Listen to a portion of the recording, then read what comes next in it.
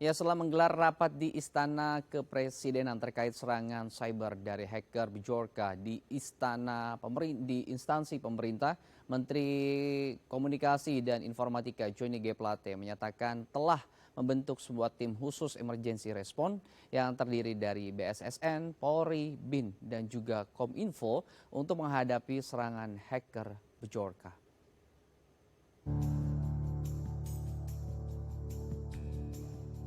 Seketika nama Bjorka menjadi hangat diperbincangkan karena aksinya meretas 1,3 miliar data SIM card dan memperjualbelikannya.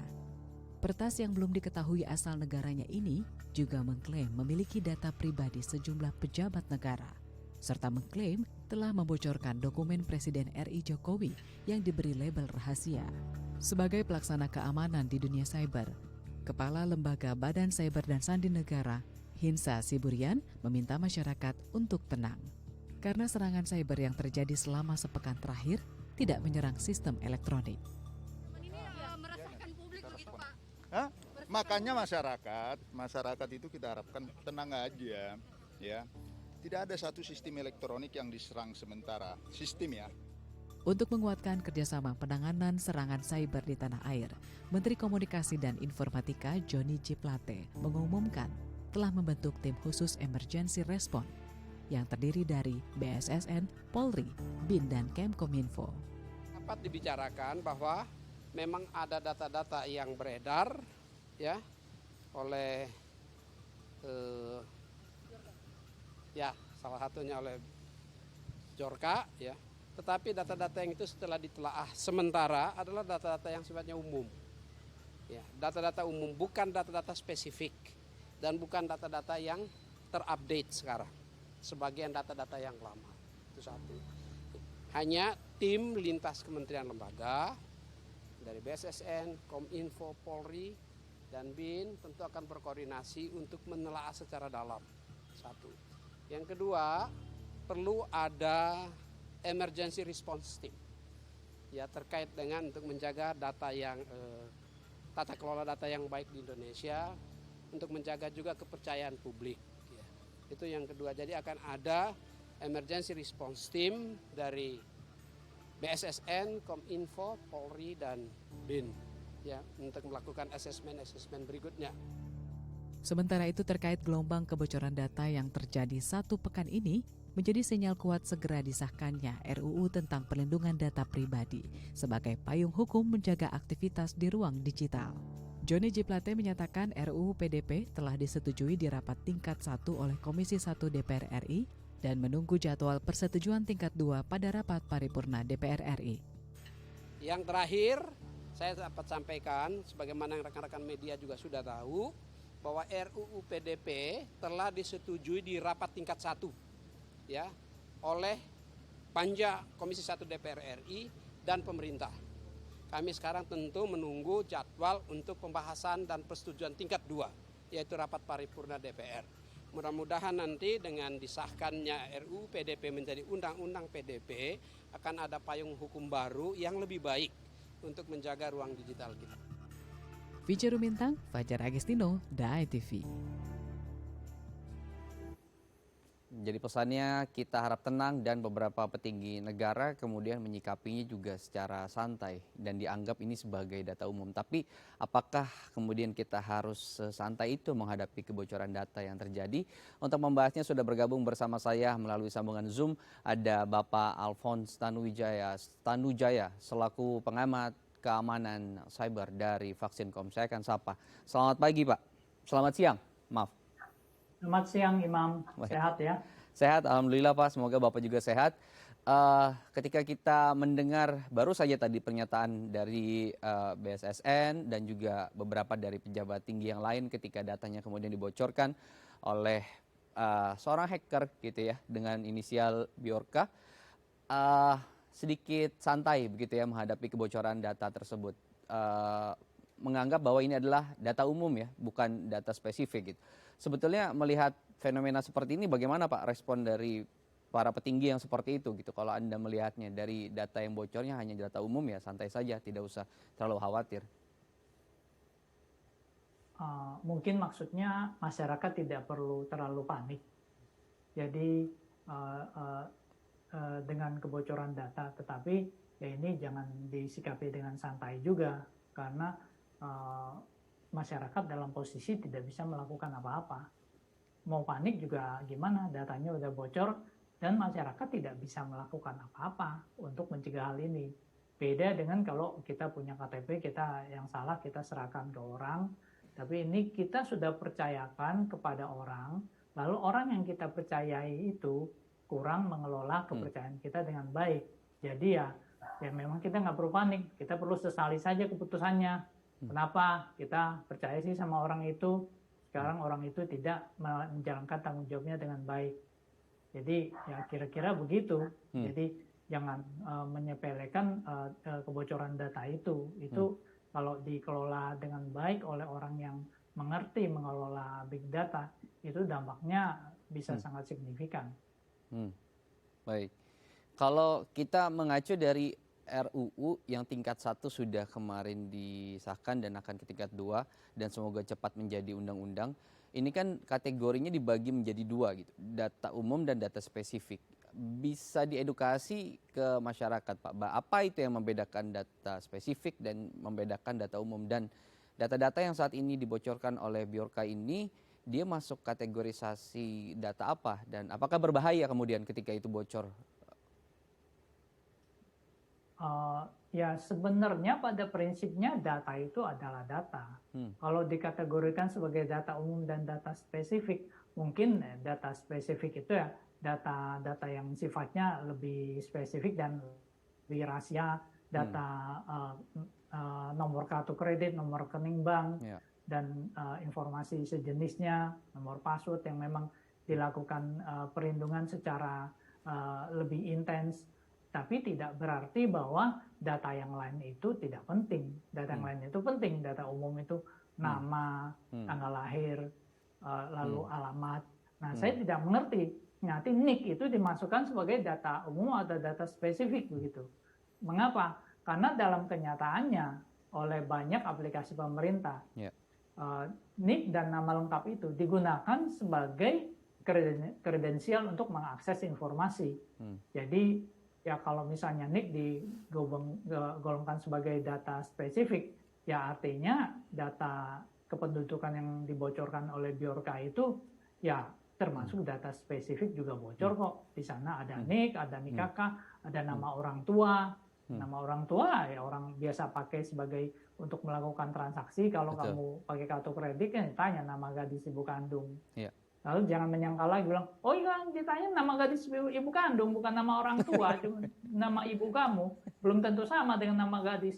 Itu kan jadi kayak anak kecil gitu loh. Jadi berusaha menyangkal terus gitu. Lalu ada nomor telepon yang bocor. Nah, nomor telepon itu bocor itu kan diolah dari database yang lain yang bocor. Kalau database itu ada keterkaitan di data 1,3 miliar data registrasi SIM card yang bocor, itu kan ada nomor NIK dan nomor telepon. Nah, itu tinggal digabungkan. Jadi dapat orangnya, dapat NIK-nya otomatis dapat nomor teleponnya. Jadi makin lama kualitas datanya akan makin bagus gitu. Jika kita makin lemah gitu ya, Pak ya. Karena dia akan terus mengumpulkan sejumlah data lainnya gitu ya untuk melengkapi gitu. Tapi ada kategori yang disebutkan bahwa data lama gitu. Definitifnya seperti apa kemudian untuk data lama ini? Apakah ketika data itu memang sudah data lama yang dihimpun serta-merta gitu di saat ini sudah tidak terlalu relevan dan berbahaya? Data itu memang kalau dilihat dari sisi waktu itu bisa bilang ini data lama, ini data baru. Tetapi tidak ada definisi yang mengatakan bahwa kalau data lama itu boleh bocor, kalau data baru itu nggak boleh bocor, nggak ada. Yang ada itu adalah data penting nggak boleh bocor, mau lama atau baru. Sekarang kalau ditanya balik, apakah NIK itu data lama? Betul. Kalau bocor akibatnya parah nggak? Ya parah. Itu data lama. Lalu sekarang apakah jenis kelamin, nama orang tua, itu kan data lama. Dan sekarang ditanya, apakah kamu bisa merubah nama orang tua kamu? Apakah kamu bisa merubah jenis kelamin kamu? Tidak. Itu kan data lama gitu.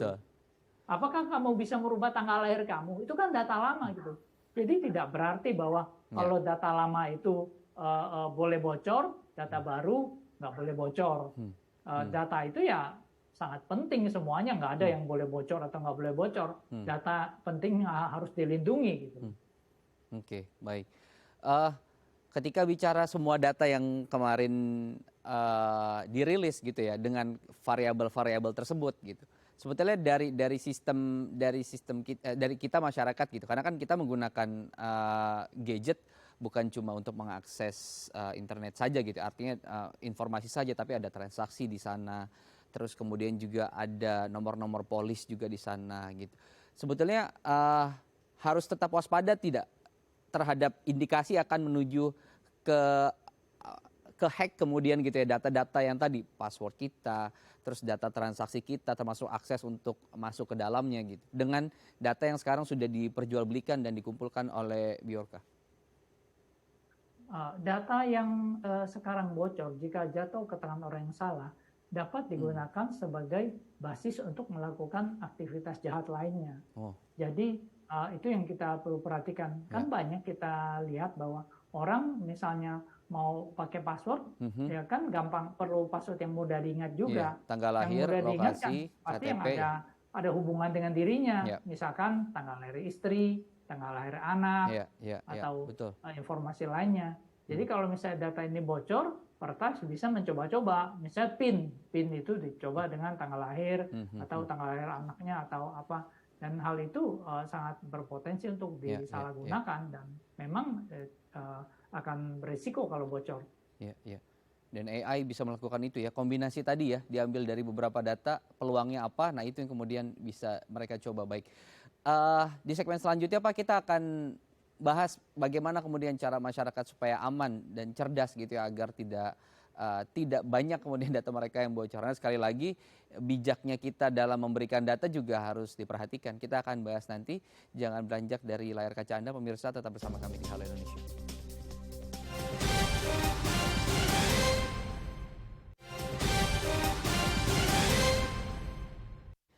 Terima kasih Anda masih bersama kami di Halo Indonesia. Kita akan kembali lagi melanjutkan perbincangan kita dengan Pak Alphonse Tanujaya selaku pengamat keamanan cyber dari Vaksinkom. Pak Alphonse, kalau misal kita lihat kebiasaan masyarakat gitu dalam menggunakan sebuah layanan aplikasi teknologi, baik itu yang layanan perbankan, keuangan, layanan sosial media, dan beberapa layanan yang lain, ini kan banyak data-data yang harus mereka masukkan. Dan terkadang karena dorongan butuh untuk mendapatkan layanan tadi, termasuk misalnya hiburan, dengan sukarela mereka memberikan data-data yang dibutuhkan. Karena ketika data tersebut secara verifikasi tidak terpenuhi gitu, mereka tidak bisa mengakses. Nah, bagaimana cara kita bisa membentengi diri gitu untuk membatasi, data seperti ini tidak seharusnya saya kasih untuk hanya mendapatkan layanan hiburan sesaat gitu. Seperti apa kemudian cara kita membentengi? Batasan-batasannya apa saja, Pak? Mungkin kita hanya memasukkan data yang seperlunya saja.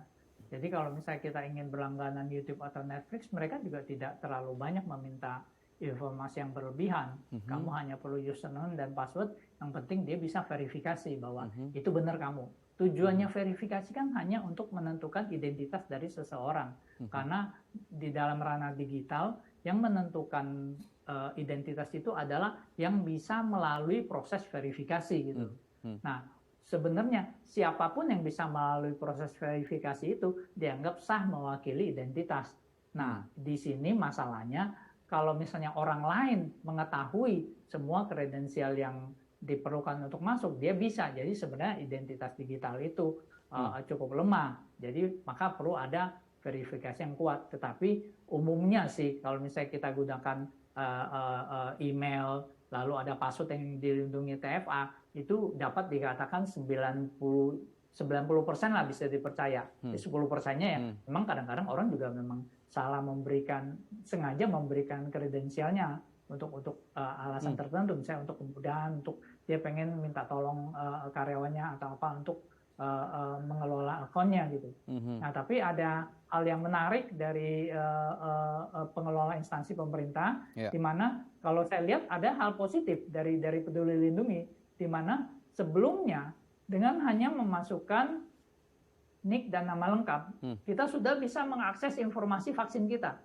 Nah, itu sebenarnya sesuatu yang kurang bijak. Kenapa? Karena kita kan tahu data kependudukan kita sudah bocor. Jadi siapapun bisa mengakses informasi kartu vaksin ini. Nah, lalu mereka lakukan satu sistem. Kamu mesti login dulu. Nah, itu patut kita apresiasi. Jadi sekarang mesti masukin username dan password. Jadi mesti buat kredensial dulu baru bisa masuk. Nah, tetapi ada yang perlu kita kritisi juga, lucu gitu. Untuk periksa sertifikat vaksinasi COVID-19, apa yang harus kamu masukkan? Tulis nama lengkap, oke setuju. Tulis NIK, setuju.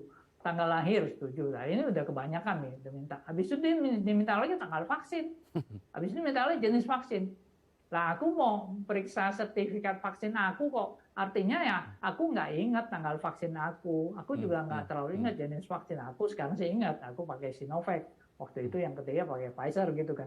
Tapi kan orang kalau tidak ingat gitu, artinya malah nggak bisa mengakses data yang ingin dia ketahui, kan lucu gitu. Nah seperti itu yang perlu diperhatikan. Oke, dari sistem penyelenggaranya gitu ya. Tapi kemudian dari sisi data penting untuk diri kita sendiri, ya kita harus tahu batasannya. Bagaimana dengan ada beberapa kasus seperti perbankan, terus kemudian juga data asuransi kesehatan, asuransi kehidupan dan lain sebagainya, itu kan data yang harus diperinci dan dimasukkan sangat detail sekali gitu, dan kita dipaksa untuk mengisi data itu agar kemudian bisa mengakses layanan gitu. Itu kan bukan kita yang ngatur, tapi kemudian undang-undang yang membolehkan untuk data itu harus dimasukkan gitu. Bagaimana kita menyikapi yang layanan seperti itu, yang banyak masyarakat juga butuh layanan seperti ini?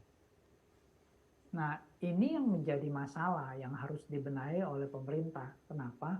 Karena kalau di dalam institusi swasta ada yang namanya persaingan.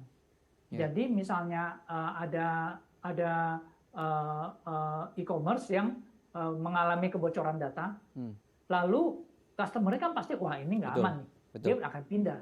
Atau misalnya ada bank nasional yang mengalami kebocoran data, lalu customer-nya takut pindah. Banknya takut sekali. Jadi mereka benar-benar fokus terjadi kebocoran data, mereka perbaiki dan mencegah supaya tidak terjadi lagi. Nah, itu karena ada persaingan. Jadi kebocoran data yang terjadi di e-commerce yang 1-2 tahun lalu pernah terjadi, sekarang menurut pengamatan kami jarang sekali terjadi. Di bank swasta nasional 5 besar itu jarang sekali terjadi. Padahal di sana ada bank pemerintah loh. Bukan cuma bank swasta, banyak malah mayoritas bank pemerintah di dalam 5 besar itu. Tetapi di dalam pengelolaan layanan institusi pemerintah yang sifatnya monopolistik atau keharusan, contohnya misalnya kalau kita ke PLN mesti ngasih data kita, kalau nggak ngasih, lo nggak dapat listrik. Lah, kalau misalnya kamu mau pakai telepon, lalu beli kartu SIM, kalau kamu nggak masukin NIK, kamu nggak bakal bisa pakai. Nah, itu adalah paksaan memasukkan informasi yang tidak ada pilihan masyarakat gitu loh. Nah, karena itu kalau pemerintah memang tahu sifatnya monopolistik dan masyarakat tidak ada pilihan, mungkin tolonglah disadari bahwa dijagalah datanya dengan baik. Lalu misalnya mengeluarkan peraturan bahwa masyarakat harus menyerahkan informasi kependudukannya. Lalu tolonglah dijaga data ini dengan baik dan pertanggungjawabkan, dan dijaga siapa aja yang boleh memilih mengelola data ini. Jadi misalkan Kominfo keluarkan peraturan harus masukkan NIK lalu di dalam nomor telepon, lalu tidak ada instansi di luar Kominfo yang boleh mengelola data ini gitu. Nah, hal-hal seperti itu juga yang perlu diperhatikan. Kenapa? Kalau ada instansi lain yang malah boleh mengelola data ini atau mengumpulkan data ini, kalau bocor kasihan Kominfonya gitu. Nanti mereka disalahkan juga. Padahal kan mereka mengakunya tidak dari mereka datanya diduga dari instansi lain. Nah, seperti itu yang terjadi dan perlu kita cermati juga. Dan kasus yang saat ini bocor, datanya adalah data yang dipaksakan harus dimasukkan gitu ya, tapi kemudian tidak dijaga dengan baik. Tapi kemudian kita tahu banyak instansi pemerintah juga yang bagus dalam mengelola data, maka haruslah kemudian dijaga betul data-data masyarakat Indonesia yang saat ini bocor agar tidak kembali bocor lagi. Terima kasih Pak Alfons sudah berbagi informasi siang hari ini. Sehat selalu Pak. Selamat siang. Selamat siang, terima kasih. Baik pemirsa, bertani permakultur jadi cara untuk menyediakan ketahanan pangan di rumah. Informasinya kami akan hadirkan sesaat lagi usai jeda. Tetap bersama kami di Halo Indonesia.